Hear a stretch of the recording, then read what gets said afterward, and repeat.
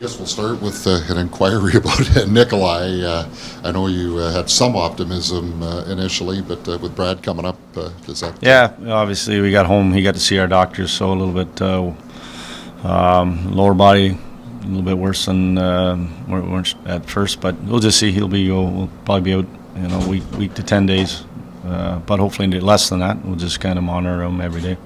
And just before I ask about Brad Lambert, do you know a little bit more now about Dylan Samberg, the extent of it? Because I know you were kind of... He was broken, so he's actually walking around. He has a boot on, but he is walking around without the boot sometimes. I don't know if he's allowed to do that or not.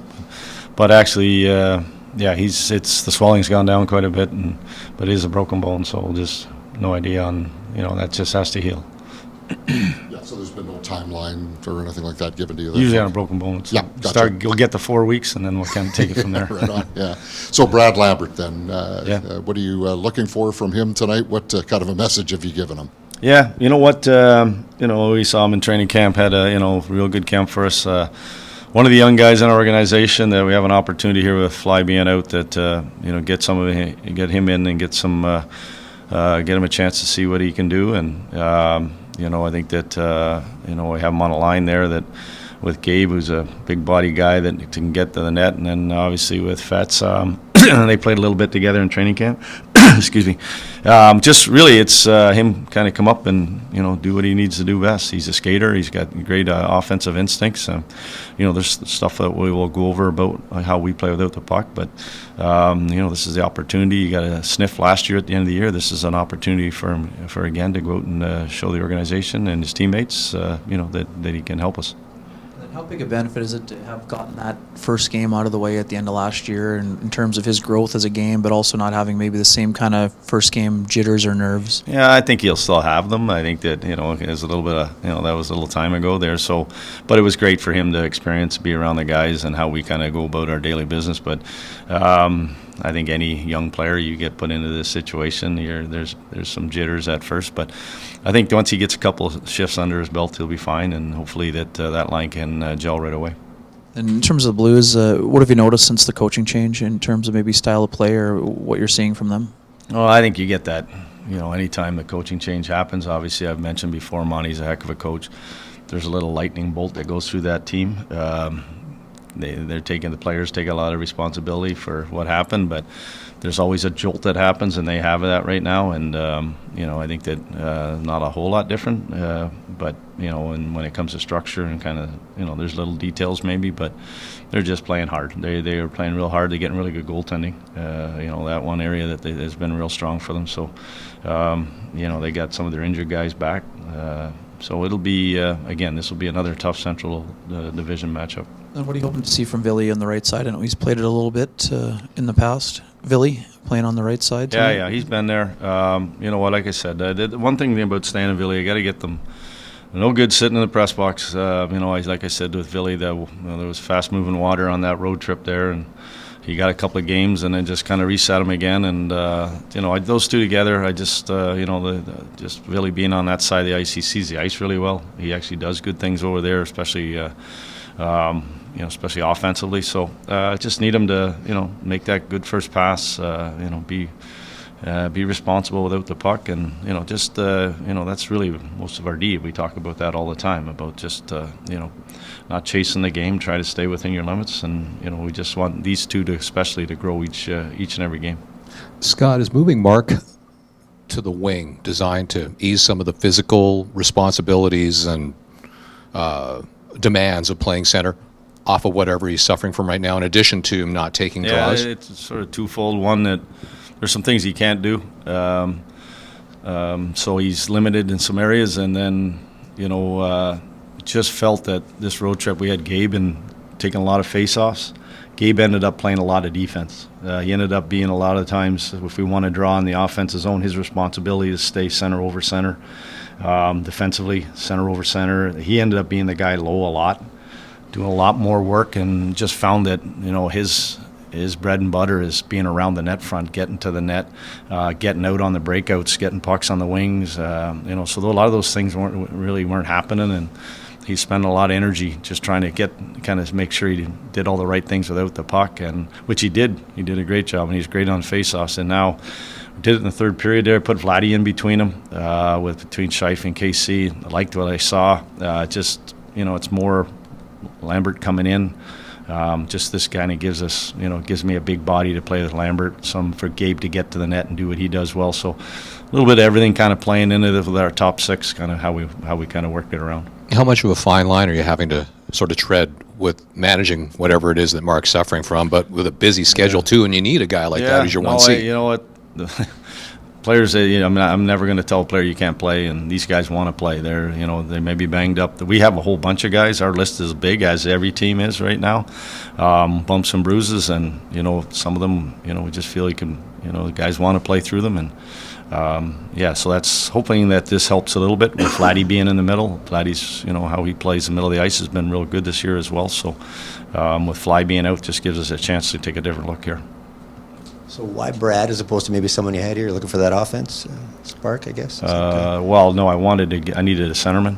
You needed a Yeah, I needed it. Because we were, like I said, we had Scheifele moving over to the wing because of the scenarios, and just didn't want Gabe in the middle. And then this is a chance. I think we talked about this in training camp. That if there was situations where we could get a look at Lambert, Chibrikov, young guys that we have. If we get a chance, we need to see them. They were missing a top six player, and this is a great look for Lambeau to step in and show us what he has. So Logan and Ville are your third D pair? Okay. It's quite polar opposites there in some ways. One big, one small. Is that what you mean? Styles. Yeah, we'll see. It just, it's just something that, we had talked about. We had actually talked about in the summertime. We had talked about in training camp, and then after day one of training camp, I never got to see it. So just something that I want to get a look at. I remember in September you sort of circled this stretch of November grind as well. This is going to be difficult. That's a difficult part of the schedule. And if I remember kind of the post-game most recently, you said the effort's there, but maybe some of the reads are a bit slower, a bit more of a mental grind. Yeah. What kind of levers can you even pull? Because this schedule doesn't slow down to sort of, just get things that hair crisper when everybody's kind of going through something. Yeah. You know what? It's really kind of, our meeting this morning was kind of it's not zooming, but rewinding, getting back to some of the things. We gave up a lot of rush chances in our last three games, and for me, that there is a lot of mental to that, because that's usually not us. Whether it's our D's gap, whether it's our F3 or 4, all of us pouring back, whether we, how we, maybe in the offensive zone that we all get three guys caught.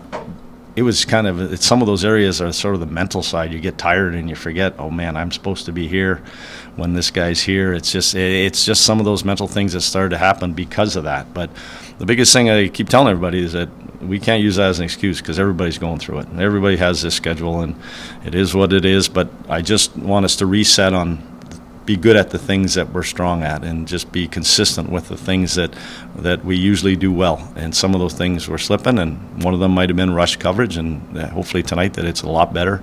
So that allows us to play with the puck a lot more. You guys do such a good job in terms of I want to say protecting. I don't know if that's the right word. Your third pair, as a general rule, like your top four plays the elites, and you guys manage your bench really well in terms of the context there. So you're creating a situation where guys like Stanley or Heinola can maybe, have a little bit more breathing room, I would say. Within that, what do you need to see from them that, okay, now they're going to be an everyday guy for you? Yeah, the biggest thing is that don't chase the game. Don't go and force plays that aren't there, whether you have the puck or whether you don't have it, whether it's stepping up in the wrong situations. Sometimes let the game come to you. Both guys have, they make good first passes. They work to get back. They both Stan can get that shot off offensively. Ville has great vision. Those are things. Do those things. What you have in your DNA. Do that stuff. Don't complicate the game by trying to, think you have to do more. And really, for them, there's going to be situations where they're seeing the bottom six, but there's going to be times where they're caught out against the top six, and they have to be just as smart and responsible as everybody else. And I have faith. We have faith in whenever we throw, whoever our 6D are, that throw in the ice against certain groups, that they got to play their consistent sort of style and just continue to do that. Scott, if I can ask one question about tonight, it's one of the most emotional nights, I think, of the home schedule for a lot of National Hockey League teams. What does hockey fights cancer mean to you? Do you have a personal story that you might be willing to share with us? I appreciate that question. I do. I lost my dad to cancer 3 years ago, and then my brother is still fighting cancer. He's got multiple myeloma. He's been an unbelievable trooper. He's 3 years older than me, and he's done a fantastic job of dealing with it. He's actually been a spokesman, some other people that have gotten that type of cancer, and you know what, just, you know, obviously my history with Dale, a lot of different things, a lot of people that it's affected, you know, everybody in this room, you know, in the stands tonight, certainly around the world, you know, cancer, we know what it is, but the thing that is you like to see is that the gains that are happening in the medical world, things that where people, the support that is coming from, you know, whether it's donations, whether it's family, friends being around to support people, that's you love to see that, and just how the league handles this night is always special.